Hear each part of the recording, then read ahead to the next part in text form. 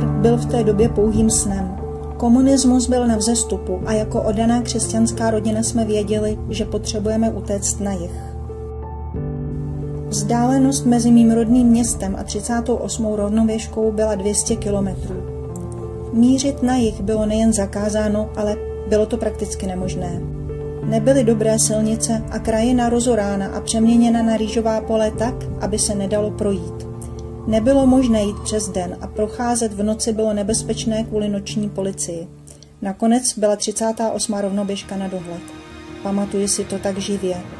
Viděla jsem mladou ženu, jak běží přes hranice, jako by prchala před smrtí. Naše rodina ale nemohla běžet, protože mně bylo teprve 6 let a byli jsme vyčerpané.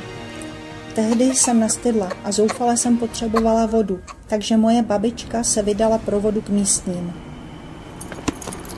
Policie byla všude a když jsem pila, našli nás. Byli jsme jen ženy a tak nepředpokládali, že je neuposlechneme. Strážník nám řekl, jděte zpět domů. Ušli jsme 200 kilometrů a tak nebylo cesty zpět. Tedy riskovali jsme svůj život a té noci jsme překročili hranice. Jako by to bylo včera.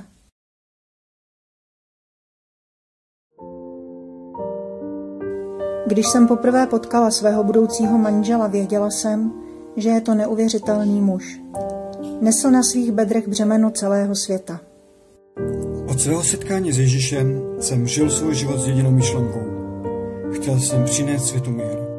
Vybudovat svět, kde nebudou války a celé lidstvo bude žít v míru.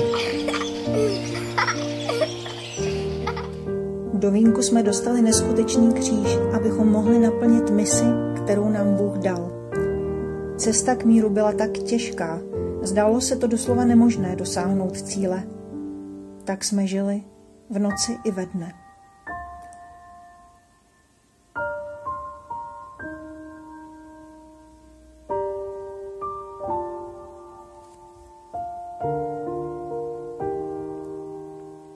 I po zesnutí mého manžela náš sen sloužit Bohu stále žije.